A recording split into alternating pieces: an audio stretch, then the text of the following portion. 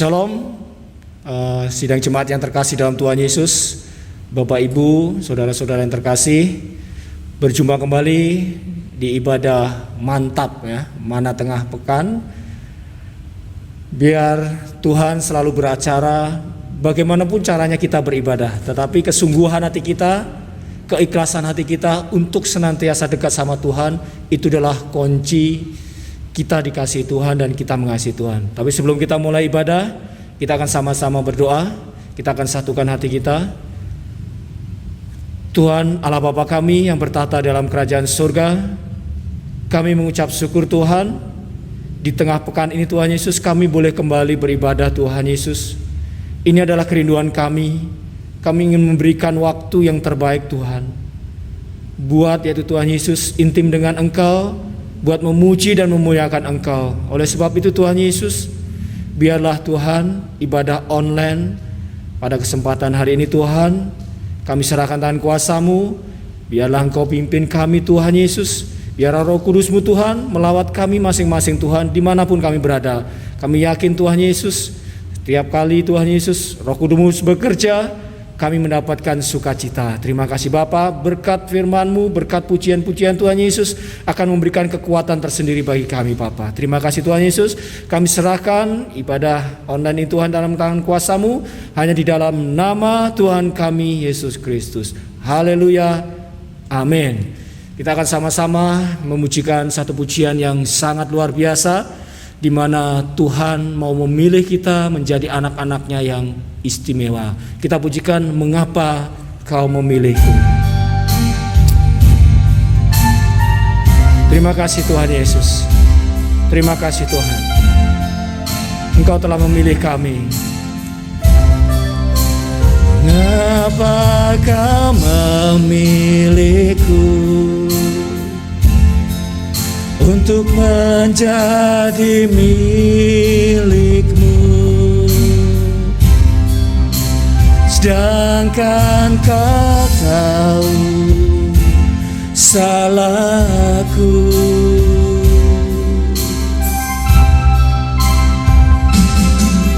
Bagaimana mungkin Kau mengampuni semua dosaku dan mau menyelamatkan jiwaku.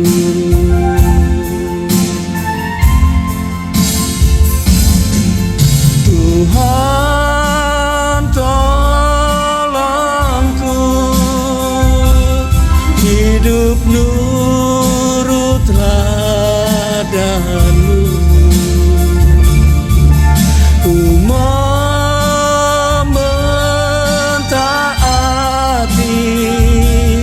firman-Mu.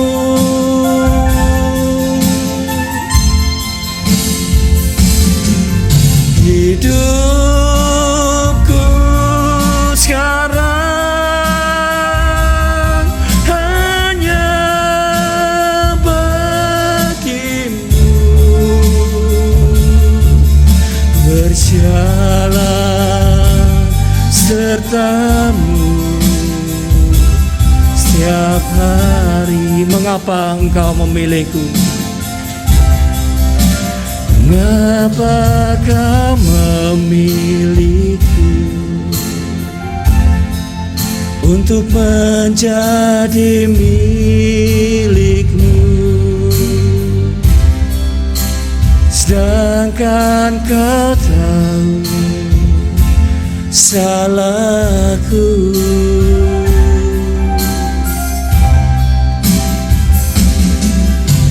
Bagaimana mungkin Kau mengampuni semua dosaku dan mau menyelamatkan jiwaku.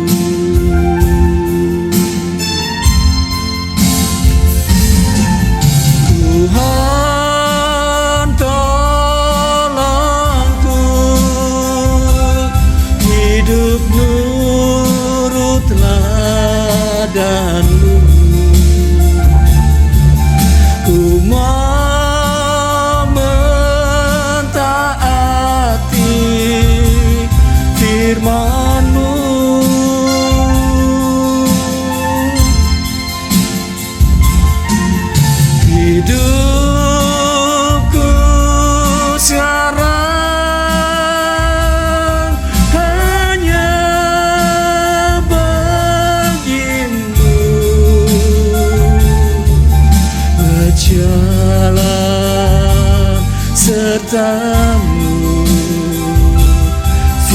hari. Tuhan, Tuhan tolongku. Tuhan tolongku, hidup nurut teladan-Mu. Ku mau mentaati firman-Mu.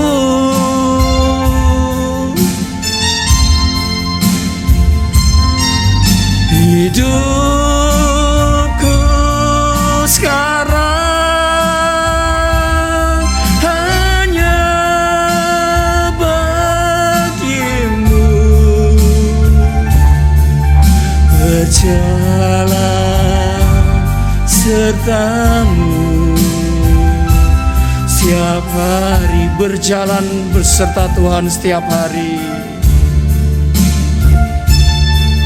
Berjalan serta-Mu setiap hari. Haleluya, puji Tuhan. Tuhan sungguh baik, Tuhan sangat luar baik. Saatnya kita akan mendengarkan firman Tuhan. Kita akan siapkan hati kita. Kita sambut firman Tuhan dengan satu pujian, perhatiannya. Terima kasih Tuhan Yesus, Engkau sungguh memperhatikan kami Tuhan melalui firman-Mu yang sebentar kami dengarkan. Kami mau dengar firman-Mu. Ku dengar firman-Nya kepadaku, hendaklah engkau suci seperti aku pun. Sucilah,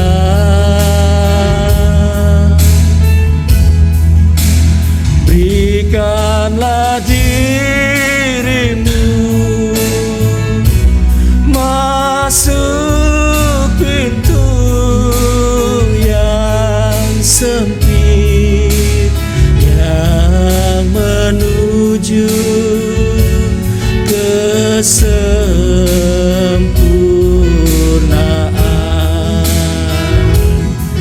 Siapakah diriku ini Tuhan? Siapakah diriku ini yang begitu diperhatikan? Ku tak layak menerima semuanya.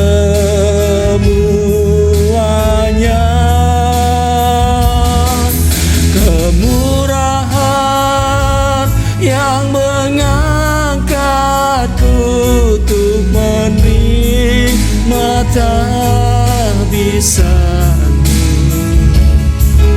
Betapa besar kasih setia-Mu. Ku dengar Dia berkata padaku,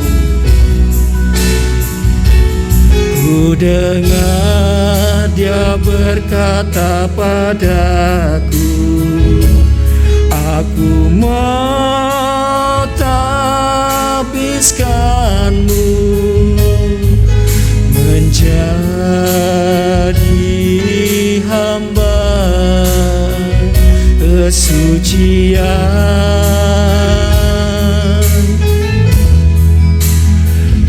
Asal kau mau taat pada segala firman dan melakukan segala kehendak-Mu. Siapakah kami ini Tuhan Yesus? Siapakah diriku ini yang begitu diperhatikan? Ku tak semuanya.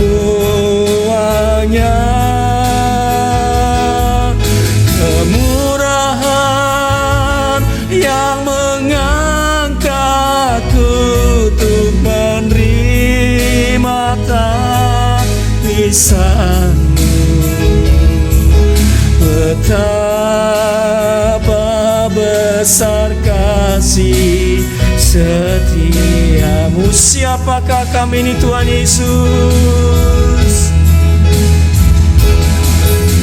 Siapakah diriku ini yang begitu diperhatikan?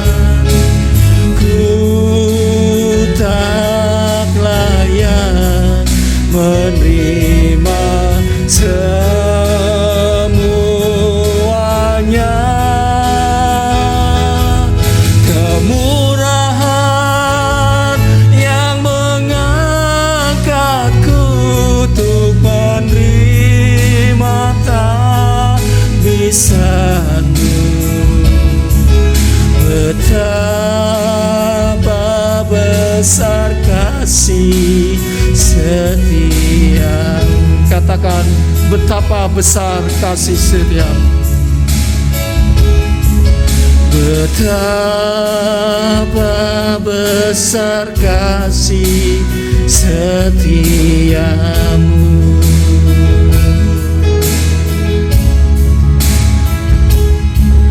Betapa besar kasih setiamu.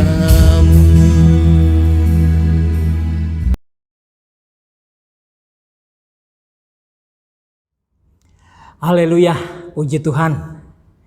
Kita sama-sama mengagungkan Tuhan dan mengucap syukur kepada Tuhan. Masih diizinkan kita bersekutu sekalipun hanya melalui ibadah online seperti ini. Tapi puji Tuhan ya, Tuhan itu baik buat kita semua. Dia masih memelihara kita. Kemudian Roh Kudus juga baik, Dia masih memampukan kita untuk kita mau membuka streaming kita dan kita mau menikmati firman Tuhan ya. Kita sama-sama tunduk kepala dan kita bersatu dalam doa untuk kita mau menikmati kebenaran firman Tuhan. Tuhan Yesus Kristus, Engkau sang firman, Engkau kelimpahan firman itu sendiri, membual-bual, berlimpah-limpah. Firman yang adalah berkat Tuhan, berbual-bual melimpah-limpah yang Engkau mau sampaikan sudah siap untuk diluncurkan kepada kami. Berfirmanlah. Berkatilah kami dengan luar biasa dengan firman-Mu. Karena kami siap mendengarkan. Bukan tubuh kami saja yang kami bawa di tempat ini, tetapi hati kami juga kami bawa untuk mau diisi oleh firman-Mu, diberkati oleh firman-Mu. Berkata-katalah Tuhan secara bebas, secara luas. Berkata-katalah terus terang, karena kami siap untuk mendengarkan. Di dalam nama Tuhan Yesus Kristus, Kepala Gereja, kami siap dioperasi oleh firman Tuhan. Haleluya, amin. Puji Tuhan. Sekarang pembahasan kita sudah sampai ya, mana tengah pekan kita sudah sampai 1 Samuel pasal 5. Kita mau nikmati sampai 1 Samuel pasal 7. 1 Samuel 5 sampai 7 ya. Saya beri judul mengikut Yesus itu steril. Ya, mengikut Yesus itu steril. Bebas dari benalu, harus bebas dari prasit, harus bebas dari gandolan-gandolan yang lain, gembolan-gembolan yang lain, bahwa mengikut Yesus itu steril. Ya, jangan diberat-beratin, jangan dikotor-kotorin, jangan diganggu-gugat. Ayo kita coba baca ayatnya dari 1 Samuel 5 ayat 1 sampai 12. Tabut Tuhan di tanah orang Filistin. Ya. Sesudah orang Filistin merampas tabut Allah, maka mereka membawanya dari Ebenezer ke Asdod. Orang Filistin mengambil tabut Allah itu, dibawanya masuk ke kuil Dagon dan diletakkannya di sisi Dagon. Tabut Allah bersanding dengan patung Dagon.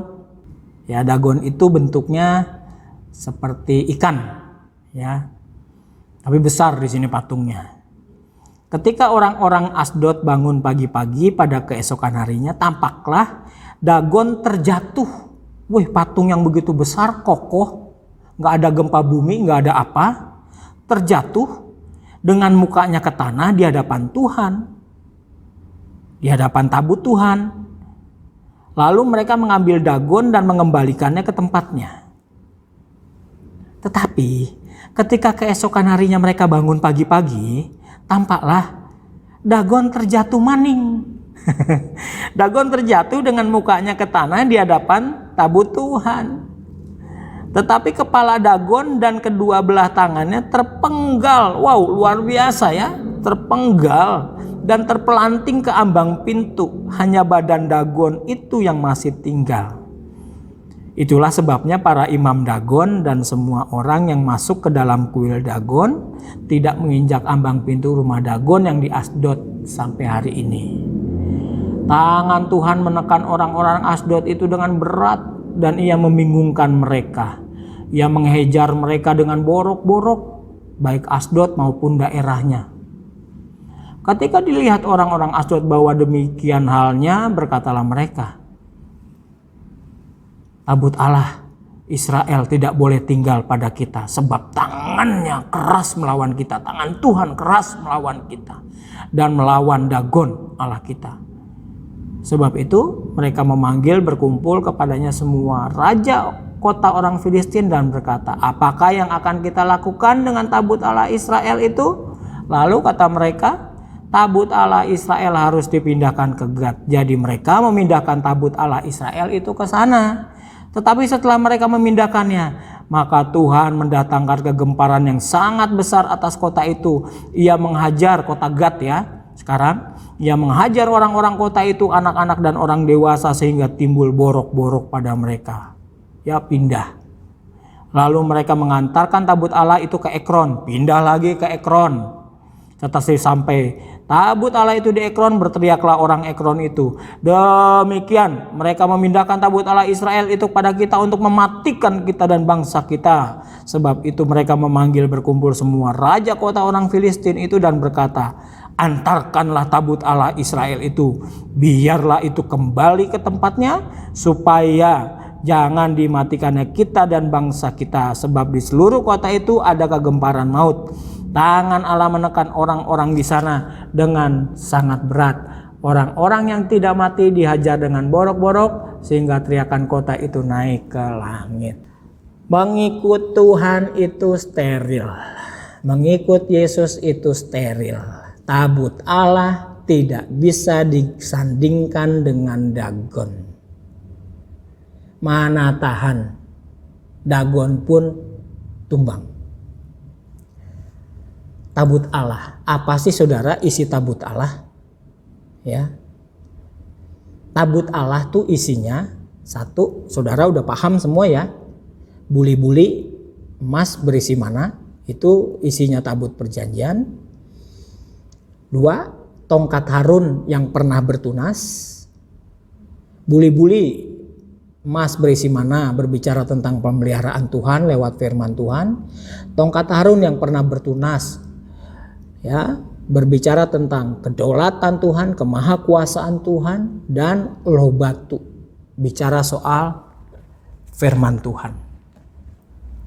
Ya, itu isi tabut perjanjian. Makanya Dagon tidak tahan, dan orang-orang di kota yang disinggahi oleh tabut Allah, yang tidak takut Tuhan, yang tidak kenal Tuhan, sempat disinggahi tabut Allah, juga sempat dikenai murka Tuhan.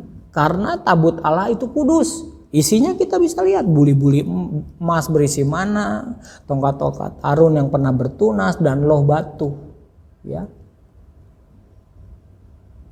Itu hanya memberikan gambaran kepada kita bahwa Allah sang pemilik tabut perjanjian itu, tabut Allah itu, bahwa Allah kita adalah Allah yang kudus, yang tidak bisa disandingkan dengan yang lain.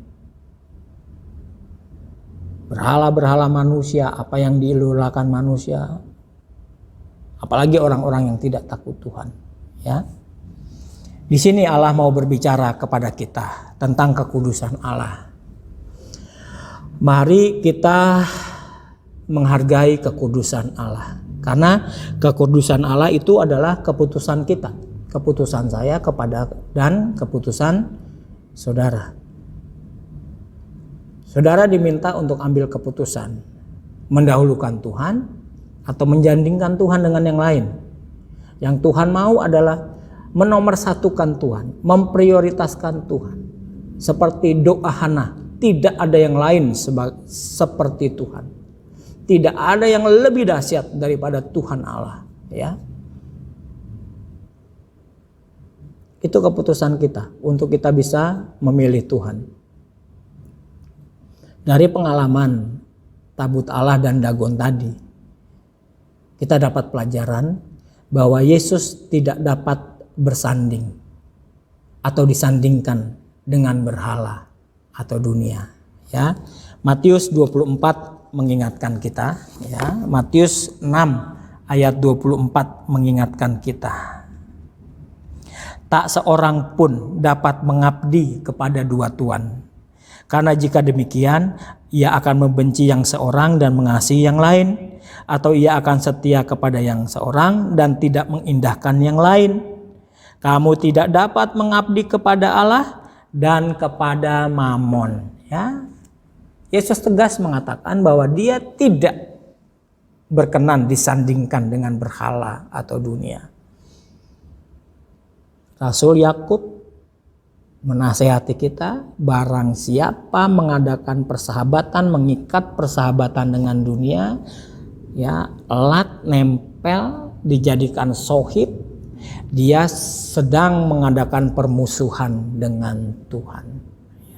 Karena Allah kudus. Allah jangan dikontaminasi dengan virus-virus dunia ini, jangan. Jangan kita mengabdi kepada dua Tuhan. Kita satu sisi beribadah kepada Tuhan, mulut kita berkicau tentang Tuhan, Tuhan, Tuhan. Tetapi perilaku kita kadang-kadang melupakan Tuhan. Ya. Yang Tuhan mau kita ambil keputusan sekarang adalah berkomitmen dengan tegas. Berkomitmen dengan benar. Sebagaimana ketegasan Musa dalam memimpin bangsanya. Musa memancing komitmen dari bangsa Israel dari Keluaran 32 ayat 26. Ya. Bagaimana Musa sebagai seorang pemimpin, dia memimpin dengan benar, ya, supaya bangsanya berkomitmen kepada Allahnya. Keluaran 32 ayat 26, maka berdirilah Musa di pintu gerbang perkemahan itu serta berkata, siapa yang memihak kepada Tuhan, datanglah kepadaku. Lalu berkumpullah kepadanya seluruh Bani Lewi. Hanya Bani Lewi yang berkomitmen. Memang ini artinya untuk memiliki komitmen itu sebuah perjuangan yang sangat berat. Tidak mudah berkomitmen kepada Tuhan. Dari contoh ini kita melihat hanya Bani Lewi yang memihak Tuhan. Selebihnya kemana? Ya, itu menggambarkan dan memperlihatkan kepada kita. Ya, untuk membuat komitmen setia kepada Tuhan itu perlu perjuangan, perlu kerja keras, perlu air mata. Kita patut mencontoh seorang leader juga pengganti Musa yang namanya Yosua. Bagaimana dia mengajak bangsanya untuk berkomitmen. Bagaimana dia mengajak dirinya untuk berkomitmen. Bagaimana dia mengajak keluarganya untuk berkomitmen. Yosua katakan dalam Yosua 24 ayat 15b, tetapi aku dan seisi rumahku, aku akan beribadah kepada Tuhan. Komitmen berat loh. Dunia menawarkan yang enak-enak, dunia menawarkan kebebasan. Firman Tuhan seringkali mengekang, memenjarakan, membatas-batasi. Dunia bebas, tidak pernah membatas-batasi. Tapi Yosua, itulah juga kita semua. Kita harus berkomitmen memilih mengikut Tuhan yang kudus. Ya, puji Tuhan. Keputusan kita, bukan keputusan siapa-siapa untuk menghargai kekudusan Allah. Ya. Kalau kita bisa menghargai kekudusan Allah, pasti kita akan berdiri teguh. Ya, saudara-saudara yang dikasihi Tuhan, di sini kita juga bisa melihat bahwa Allah itu kudus dan dahsyat. Kita sampai kepada 1 Samuel 6 dan 1 Samuel 7. 1 Samuel 6 perikopnya dimulai dengan tabut dikembalikan kepada orang Israel. Kenapa? Nggak ada yang tahan dengan kehadiran tabut Allah. Itu memperlihatkan Allah itu kudus. Pasal 7, orang Filistin terpukul kalah dekat Mispah. Itu juga memperlihatkan bahwa tabut Allah itu dahsyat, penuh kuasa, punya kuasa. Selain kudus, dahsyat, penuh kuasa. Itu tabut Allah. Ketika umat Tuhan, dia menghargai firman Tuhan, dia menghargai perbuatan otoritas Tuhan yang ajaib, dia ada firman Tuhan di dalam hidupnya, maka dia bisa menunjukkan bahwa Allah itu kudus dan bahwa itu Allah yang dahsyat menyertai mereka. Ya, puji Tuhan. Oleh sebab itu, ambil waktu, dan waktunya sekarang. Take time to be holy. Waktunya sekarang adalah untuk menjadikan kita kudus, karena Allah kita itu kudus. 1 Petrus 1 ayat 16. Dengan kata lain, saudara, kita harus mengambil sikap sebagai anak Tuhan. Bagaimana sikap kita? Ayat 19, 1 Samuel 6 ayat 19 sampai 1 Samuel 7 ayat 1. Dan ia besar, maksudnya Tuhan, membunuh beberapa orang Bet-Semes karena mereka melihat ke dalam tabut Tuhan. Ia membunuh 70 orang dari rakyat itu. Rakyat itu berkabung. Karena Tuhan telah menghajar mereka dengan dahsyatnya. Dan orang-orang Bet-Semes berkata, siapakah yang tahan berdiri di hadapan Tuhan, Allah yang kudus ini? Kepada siapakah ia akan berangkat meninggalkan kita? Lalu mereka mengirim utusan kepada penduduk Kiryat Yearim dengan pesan, orang Filistin telah mengembalikan tabut Tuhan. Datanglah dan angkutlah itu kepadamu. 7 ayat 1.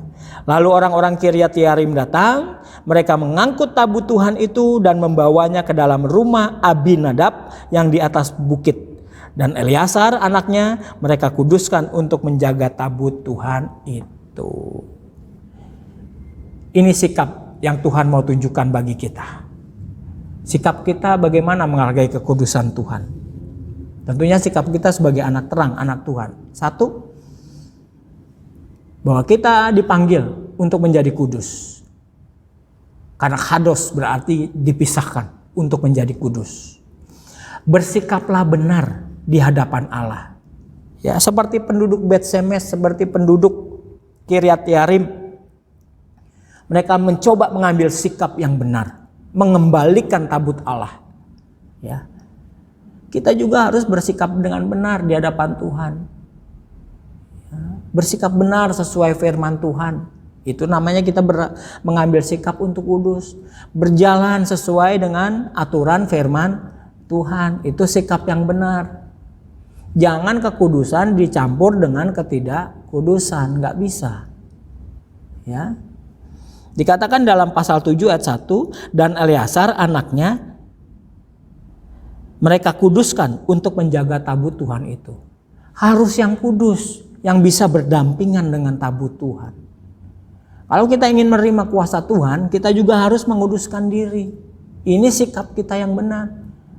Oh, mana bisa manusia kudus? Ya, kalau Tuhan katakan bisa, kenapa kita bilang nggak bisa? Tuhan bilang 1 Petrus 1 ayat 16, kuduslah kamu karena aku kudus kata Tuhan. Kalau Tuhan berkata gitu, kenapa kita batasin? Kenapa kita gagalkan? Jangan, saudara. Bisa. Kuncinya adalah kita mau berusaha atau enggak untuk berjalan sesuai firman Tuhan. Ya. Itu yang kedua. Yang kedua sekarang ya, kita mau lihat bagaimana sikap kita seharusnya sebagai anak Tuhan untuk menghargai kekudusan. 1 Samuel 6 ayat yang keempat.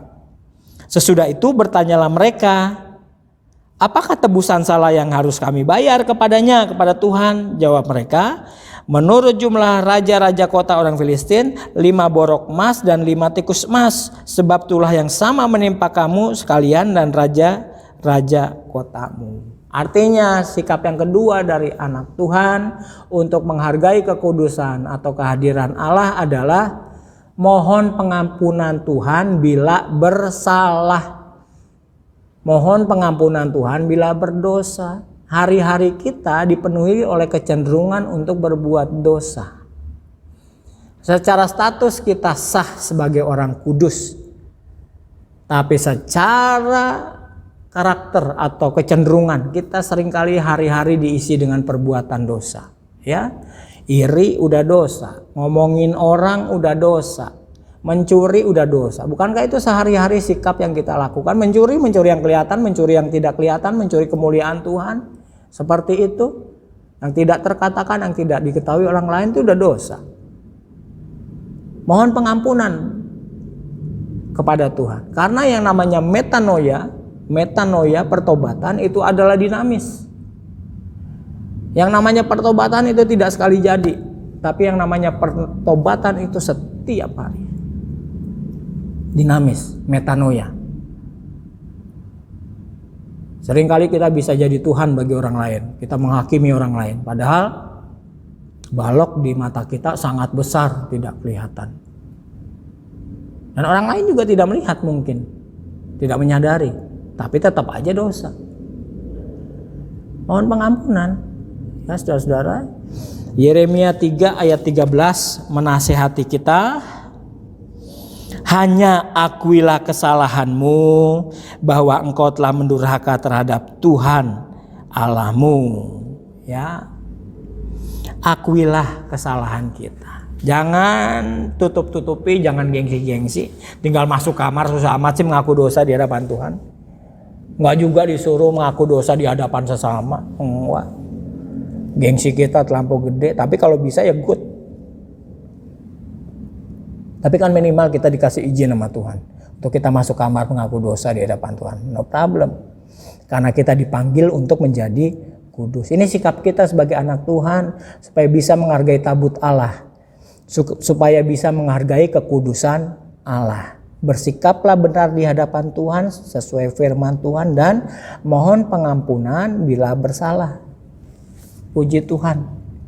Yang Tuhan ingin katakan kepada kita adalah tidak ada untungnya untuk mendua hati. 1 Samuel 7 ayat 2 sampai 17. Ya.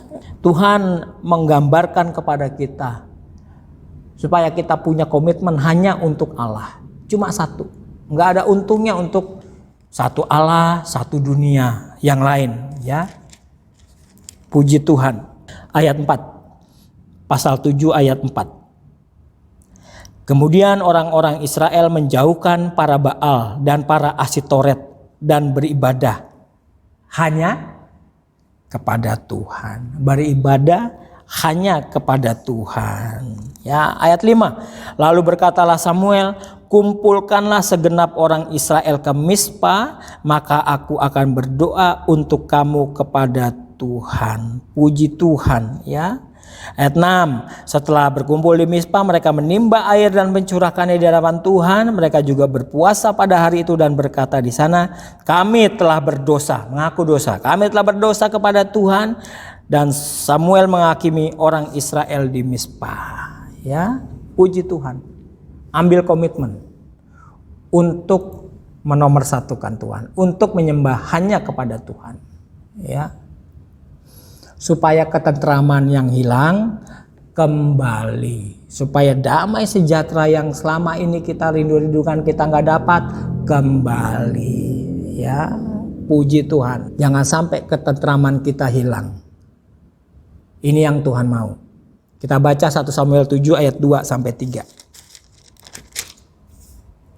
Sejak saat tabut itu tinggal di Kiryat Yearim, berlalulah waktu yang cukup lama, yakni 20 tahun, dan seluruh kaum Israel mengeluh kepada Tuhan. Lalu berkatalah Samuel kepada seluruh kaum Israel, demikian, jika kamu berbalik kepada Tuhan dengan segenap hatimu, maka jauhkanlah para allah asing dan para Asitoret dari tengah-tengahmu, dan tujukan hatimu kepada Tuhan dan beribadahlah hanya kepadanya, maka ia akan melepaskan kamu dari tangan orang Filistin. Ya. Ini menyebabkan ketentraman hilang. Kalau ada berhala di samping kita, ada persoalan, ada keluhan. Makin banyak persoalan, semakin banyak mengeluh. Bukannya ingat Tuhan, malah lupa Tuhan. Bukannya membuang berhala-berhala kita, malah menyandingkannya dengan ibadah kita. Ya, itu ketentraman yang hilang. Kita mau ambil kembali. Ada persoalan, berbalik kepada Tuhan. Kedua, ambil keputusan yang radikal untuk meraih kembali yang sempat hilang. 1 Samuel 7 ayat 4-14. Ini keputusan yang diambil oleh bangsa Israel untuk mereka menjauhkan segala arah asing. Itu radikal, nggak gampang. Saudara menjauhkan berhala di hati saudara itu nggak gampang. Berhala itu bukan patung hanya yang kelihatan, pajangan yang kelihatan, nggak. Mungkin saudara nggak punya di rumah. Tetapi berhala hati, di hati saudara yang saudara simpan. Entah itu pekerjaan, entah itu keinginan, entah itu emosi, dendam yang tidak habis-habisnya, dendam kesumat yang tidak habis-habisnya, kekecewaan, kebencian kepada orang lain, itu di hati semua. Itu harus dibuang. Dan membuangnya itu perlu keputusan yang radikal, sangat sulit, harus bisa. Sehingga ketentraman itu datang keegoisan kita termasuk, itu harus kita buang jauh-jauh, ya. Dan yang terakhir ayat 15-17 1 Samuel 7. Samuel memerintah sebagai hakim atas orang Israel seumur hidupnya. Dari tahun ke tahun ia berkeliling ke Betel, Gilgal dan Mizpah, dan memerintah atas orang Israel di segala tempat itu. Lalu ia kembali ke Rama, sebab di sanalah rumahnya, dan di sanalah ia memerintah atas orang Israel, dan di sana ia mendirikan mezbah bagi Tuhan. Ya, puji Tuhan. Bangsa Israel akhirnya taat kepada suara Tuhan melalui hamba Tuhan Samuel. Ayat 5-6. Lalu berkatalah Samuel, kumpulkanlah segenap orang Israel ke Mizpah, maka aku akan berdoa untuk kamu kepada Tuhan. Setelah berkumpul di Mizpah, mereka menimba air dan mencurahkannya di hadapan Tuhan. Nurut, taat. Just do it. Just obey to God's word. Ya, taat kepada suara penggembalaan. Kalau engkau ingin ketentraman yang pernah hilang karena engkau menyandingkan tabut Allah dengan Dagon, dengan berhala-berhala modern sekalipun, maka ini waktunya untuk kita mengambil ketentraman itu kembali, ya. Mengikut Yesus itu steril. Cuma Yesus, jangan ada yang lain. Amin. Tuhan memberkati kita semua. Kita berdoa. Tuhan Yesus, terima kasih. Engkau mengasihi kami, Engkau memberkati kami dengan melimpah. Terima kasih Tuhan. Roh Kudus, kuatkan kami supaya kami bisa melakukan firman Tuhan yang kami dengar. Yesus tetap bersemayam di dalam hidup kami. Yesus menjadi Tuhan kami. Yesus menjadi Tuhan kami. Yesus menjadi Raja yang berotoritas di dalam kehidupan kami. Hanya Roh Kudus yang mampu untuk menguatkan kami. Terima kasih Bapa di dalam sorga. Sidang jemaat, mari kita pulang, mari kita bergerak, mari kita melangkah bersama kasih karunia daripada Tuhan Yesus Kristus. Damai sejahtera daripada Allah di sorga. Di dalam persekutuan dengan Roh Kudus selalu menyertai kita mulai hari ini sampai Maranatha Tuhan Yesus mengangkat kita di awan-awan. Haleluya. Amin.